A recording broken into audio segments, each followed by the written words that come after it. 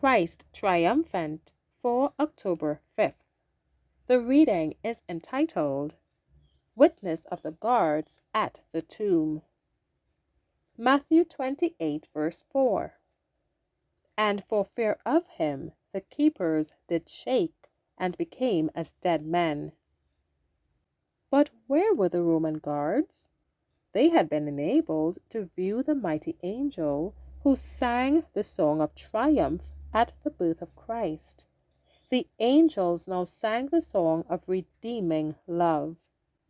When the heavenly train was hidden from their sight, they arose to their feet and made their way as quickly as their tottering limbs would carry them to the gate of the garden. As they came up, staggering like blind or drunken men, their faces pale as the dead, they told those they met of the wonderful scenes they had witnessed.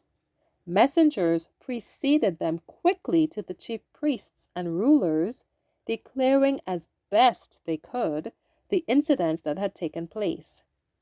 The guards were making their way first to Pilate, but the priests and rulers sent word for them to be brought into their presence.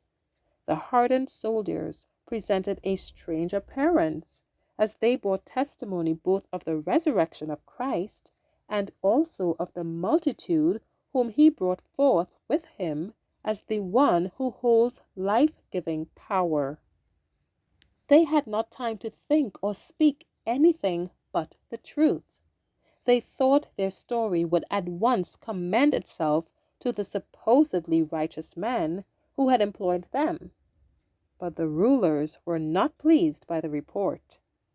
The soldiers were bribed to report a falsehood, and the priests guaranteed that if the matter came to Pilate's ears, as it most assuredly would, they would be responsible for the actions of the soldiers. They bribed Pilate to silence. They did more. By special messengers, they sent the report that they had prepared to every part of the country. Many had believed on Jesus as they saw the terrible sights that took place. They remembered the voice that was heard at the foot of the cross amid the noise and confusion, when the centurion and they that were with him, watching Jesus, saw the earthquake and those things that were done. They feared greatly, saying, "Truly, this was the Son of God."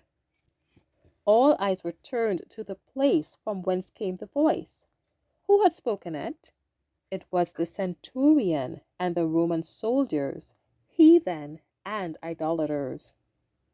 What so enlightened and convinced these men that they could not refrain from confessing their faith in Jesus? It was the sermon that was given in every action of Christ and in his silence under cruel abuse. In that lacerated, bruised, broken body hanging on the cross, the centurion recognized the form of the Son of God. Thank you for listening.